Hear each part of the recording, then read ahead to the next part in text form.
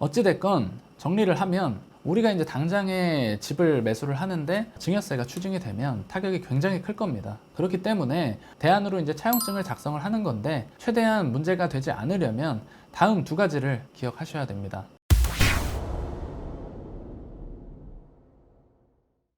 안녕하세요, 김동환 세무사입니다.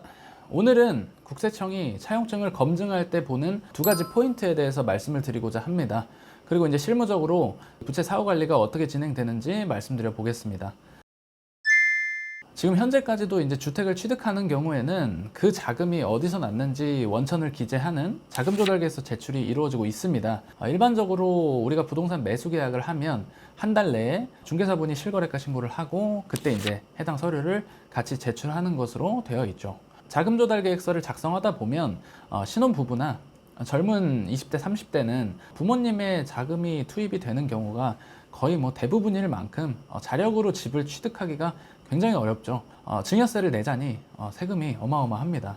그래서 이제 뭐 현장에서는 내가 당장에 취득세 낼 돈도 없는데 뭐 증여세 몇 천만 원, 뭐 억 단위 금액이 뭐 웬 말이냐, 공제라도 뭐 많이 해주면 모르겠는데 이게 도대체 언제적 5천만 원이냐, 뭐 그러한 또 현장의 분위기를 반영했는지 내년부터는 증여재산 공제 한도가 1억까지 올라간다라는 전망이 나오고는 있으나 뭐 지금 현재로서는 5천만 원이 이제 부모 자식 간 10년 동안 합법적으로 증여할 수 있는 한도입니다. 상황이 그러하다 보니 이제 어떻게 부모님의 자금을 안전하게 조달할 수 있을 거냐에 대한 문의가 굉장히 많고, 즉 뭐 부모 자식 간 차용증 작성에 대한 문의는 그래서 이제 꾸준한 편인 것 같습니다.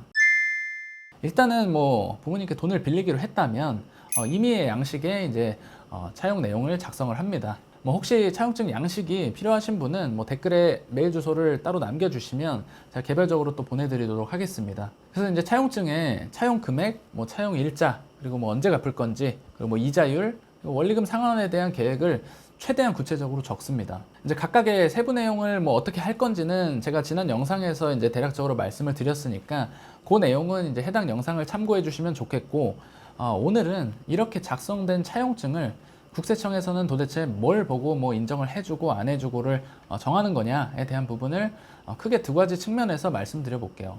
첫 번째로는 돈을 빌릴 당시에 작성한 게 맞느냐라는 건데요.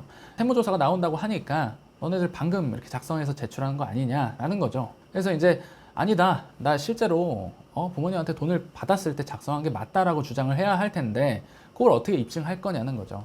그래서 뭐 아시는 바와 같이 여러 가지 방법이 있습니다. 공증을 받을 수도 있고요, 뭐 내용 증명을 보낼 수도 있고요, 뭐 확정일자 등의 도장을 통해서 우리가 돈을 빌린 그날 작성했다라는 것을 입증하는 겁니다. 뭐 개인적으로는 내용 증명이 비용적으로도 가장 저렴하고 간편한 방법이라고 생각이 듭니다. 뭐 공증을 받으시면 뭐 상대적으로 더욱 객관성을 띠겠지만 말씀드릴 그 두 번째 포인트 때문에 이제 필수적인 요건은 아니라고 저는 생각을 하고 있어요. 두 번째 포인트는 아주 너무나 당연하게도 우리가 차용증대로 원리금을 매월 상환하고 있느냐라는 거죠. 우리가 이제 차용 금액이 2억 1,700만 원이 안 되면 이자를 이제 지급하지 않아도 증여세로 부과되는 금액은 없다라고 알고 계실 거예요. 연이 이자가 1천만 원이 안 되니까. 뭐 그렇다고 해서 10년 후에 원금을 일시 상환한다라고 쓰면 과연 인정을 해줄 거냐라는 거죠. 근데 이제 그렇게 하면 저는 소명이 굉장히 어려울 거라고 생각을 합니다. 그렇기 때문에 원금이라도 반드시 월별로 분할 상환하셔야 한다는 거죠.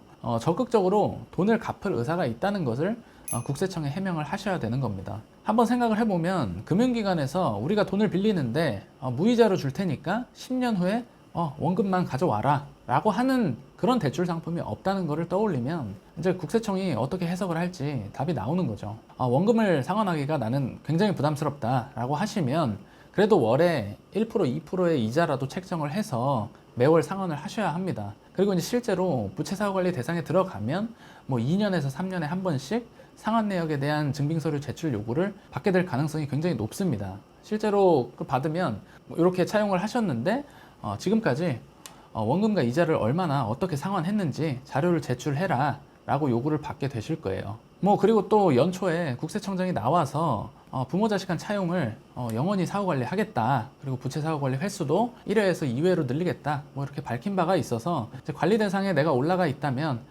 이 언젠가 내가 갚을 때까지 추적을 할 수도 있겠구나 라고 생각을 하셔야 합니다.